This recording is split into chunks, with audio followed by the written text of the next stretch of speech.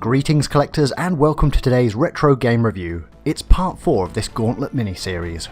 Welcome to the Gauntlet. So far we've been traversing the classic era of Gauntlet games, having looked at the original Gauntlet for the 8-bit generation, Gauntlet 2 for the Commodore Amiga, and a look at Gauntlet the Third Encounter for the Atari Lynx. With the Third Encounter being an Atari Lynx exclusive, console-owning fans of the series were getting restless. It was now 1991, and there hadn't been a sequential major Gauntlet release since 1986 with the impressive Gauntlet 2. Things had moved on since then. The 16-bit era was well and truly upon us, and gamers expected more, which is why Atari and Tengen set to break the mould with Gauntlet 3 on the Commodore Amiga. The classic era had started off strongly with Gauntlet 1, Gauntlet 2 and The Deeper Dungeons, and the Third Encounter had proved that Gauntlet needed to return to home computers to really hit its target audience. However, yet another straight top-down affair would hardly impress for a fourth outing. The presentation needed to be updated just a little. The game also needed to reach a more impressive scale and technical delivery if it was to compete with the newer fantasy games of the day. Looking at the box, there was some instant good news for Commodore Amiga collectors, and that came in the form of the physical release. With US Gold creating the best-in-class edition of Gauntlet 2, and with that also being on the Commodore Amiga, there were high hopes. Add into this that Gauntlet 3 was co-developed by Atari subsidiary Tengen in a double billing with US Gold, this Gauntlet looks set to push the formula forward and break from the disappointing sales of the Third Encounter on the Lynx. If you could pick all the best components of the series so far, they should all come together for this final quest. In addition to the Commodore Amiga, Gauntlet 3 was also released on the Amstrad CPC, Atari ST, Commodore 64 and ZX Spectrum. This totally ignored the Sega Master System, Nintendo Entertainment System, and would also forego the next-gen 16-bit consoles, the Sega Genesis and Mega Drive, and the Super Nintendo. Atari's eggs were clearly all in its classic followers basket. The box was rather promising, the Gauntlet 3 naming now front and centre, and some rather decent artwork from Peter Andrew Jones. This looks the part and something to get excited about. The box also shows off the new classes on the side artwork, and the back cover looks to show off a decent offering of the game. I especially like the text. First, there was Gauntlet, the arcade sensation. Then came Gauntlet 2, an innovation. Now, US Gold brings you Gauntlet 3, the revelation.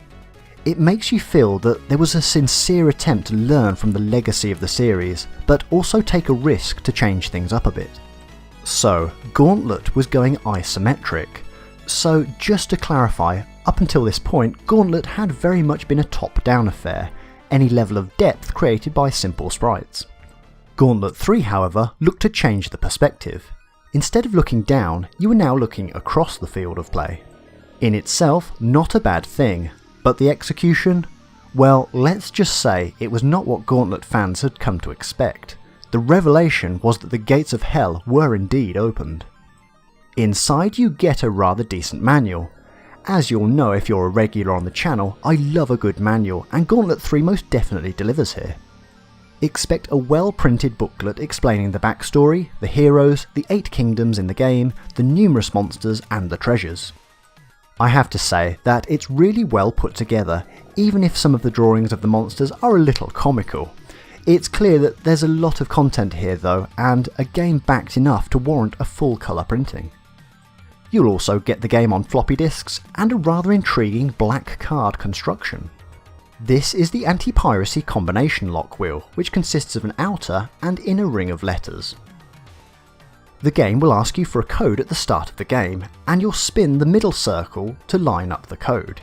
It's then just a case of reading the letters in the strategically cut out holes. This is a difficult piece to scan and show you the detail in a video, but if I shine a bright light on this one, you should be able to see the glazed sections showing the text. An altogether smart piece of protection. This time around, we're in the land of Capra, and the backstory explains how monsters from the Dark Dimensions are pouring in, and it's your task to defeat them. Within the 8 kingdoms, 8 heroes emerge for this final quest. It feels rather epic and so far so good as a game setup. So let's boot this one up. A rather pleasant scroll opening, and the game itself did also have some decent ideas lurking beneath its surface. As with the third encounter, the roster of playable character classes has been greatly expanded. Unlike the cowboy, nerd and pirates of the third encounter, we're back on high fantasy brand again, which is really good to see. The classes include warrior, lizardman, iceman, wizard, elf, rockman, valkyrie and merman. 8 heroes and 8 types of offensive weapon, all very much in line with the classic Dungeons & Dragons style universe. So at this point, we're used to Thor the warrior, Thyra the valkyrie, Questa the elf and Merlin the wizard. Except this time it's Magus the wizard. I'm not sure how I feel about that. Maybe Merlin was busy this week. It's not a deal breaker, but it would have been nice if he had shown up. Let's go with Questa, because you can never go too far wrong with an elf in a fantasy game. Oh dear lord, what is this? Where to begin with the disappointment? Firstly, the character design is just really ugly. This really didn't look anything like the Gauntlet fans were familiar with. Instantly, the earlier games, even those running on the NES, had more charm. Secondly, the character control. In previous iterations, even in the third encounter, we received tight handling to run around the screen. Here though, well, it's not just like running through treacle, the controls barely seem functional. It's hard to convey unless you're controlling the character yourself, but trust me, it's just really frustratingly slow, and it barely feels like you have any meaningful precision in direction or shot. As for the monsters, they look as bad in the game as they do in the manual. They will swarm you as in previous games, and the idea of destroying their generating bases is still intact. Just somehow though, it feels like a real chore to do so. It's definitely a wild departure from that slick 4-player coin-op action. Oh yes, that 4-player action we had in Gauntlet 2 on the NES and Amiga back as far as 1986, now gone here in 1991. What a joke. The scrolling is hideous to contend with. If you run up or down vertically, you'll hit the top or bottom of the screen. Move diagonally, and you'll sort of slide to the side slowly. After a while, this began to give me motion sickness, as my movements on the screen just didn't seem in sync at all. Also, be prepared to get stuck on every piece of scenery. This becomes absolutely enraging after a while. Look at this. Even the ghosts are just making their own fun. And this green thing, what is that? Secondly, there are no sound effects. Just expect a rather out of place rock track that sounds like it was the most generic the developer could find.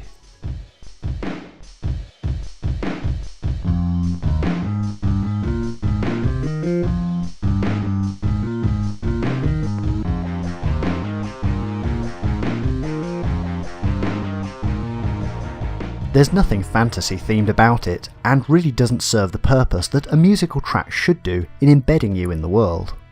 Okay, into the first dungeon. Oh, you have to be kidding me. I'm not joking, it seems to take a lifetime to load these sections. The ZX Spectrum outstripping the Commodore Amiga for loading times. Just what has gone wrong here? Take bucket to well and get key. Okay. I'll just check what's down here. Oh no. No!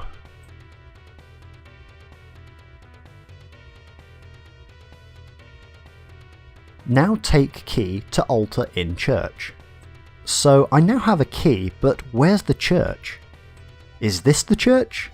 There's gravestones and an entrance, but I can't seem to get in. This could be the door.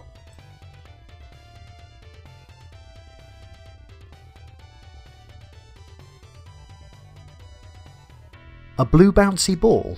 What is this? As you will have noticed, the game plays incredibly slowly. You no longer feel the freedom of running around the dungeon. Enter new areas is a pain due to the loading times, and the isometric view just doesn't sit well at all for this type of game in my opinion.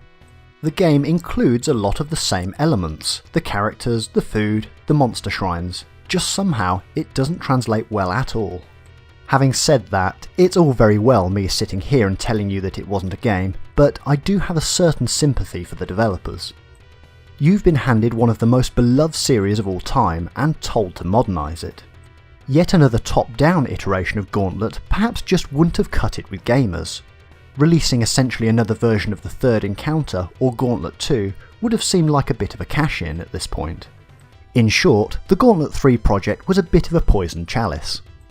Innovate and alienate the fans, or stay the same and have the fans lose interest. It's a story we see surprisingly often in gaming. Is this the exit? Maybe. I'll tell you what it is though, a trigger for more loading. Okay, end of the level. Let's see what the next one is like.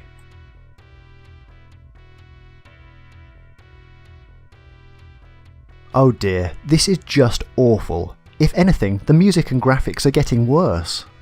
You are able to level up your shot power and speed with extra collectibles, but in all honesty, I'd had enough of the game by this point. The design just gets worse and worse, with heavily saturated spawn areas and levels that are so tedious I couldn't stomach anything past Realm 2. Now, if you watch the channel regularly and know my style, I tend to look for the positives in a game and don't often waste my time on games that I wouldn't recommend.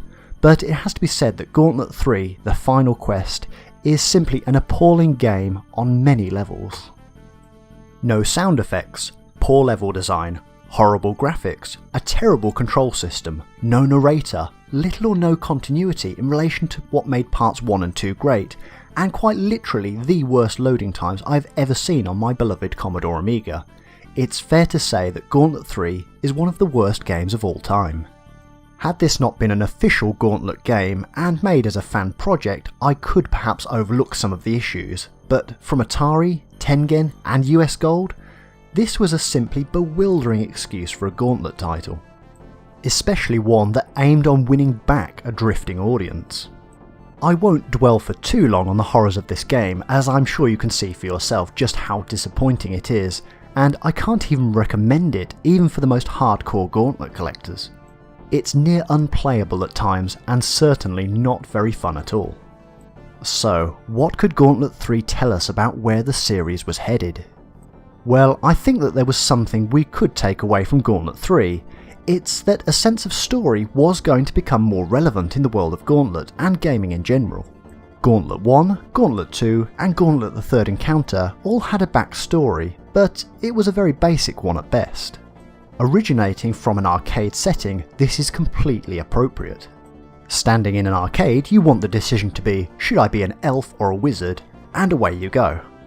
Not, I wonder how the elf's arrows never run out, why are the dungeons 32 by 32 units, and who strategically left out all those keys and uncooked hams.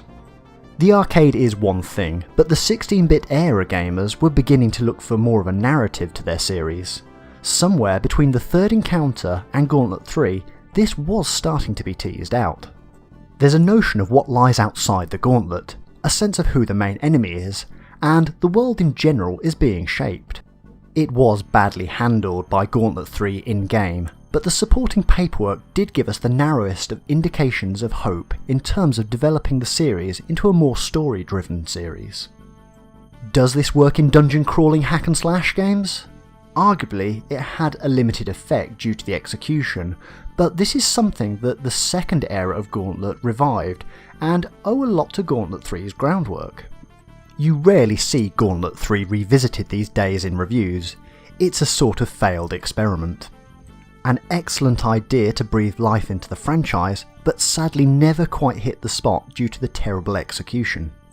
As such, we all just went back to playing Gauntlet 2. I don't think that players minded the shift to an isometric view too much. It was after all the revelation that the box promised, just not the revelation that we had wanted. The Gauntlet series had seemingly died in 1991. Gauntlet 3 was named The Final Quest, which seems very appropriate looking back. It was clear that an isometric sequel was out of the question, at least in this style, but could Atari appeal to fans one last time to see out the 16-bit era? Atari knew that releasing yet another top-down Gauntlet would be risky, but 1993 saw them roll the dice for one last chance with gamers. To this day, the last numeric sequel in the series and the last of the classic era, Gauntlet 4, would have to be near perfect to make up for the shame of Gauntlet 3, yet not simply repeat Gauntlet 1 and Gauntlet 2. Find out in the next episode if the classic era would end as strongly as it started in Gauntlet 4's brave last stand to appeal to gamers. The quest continues.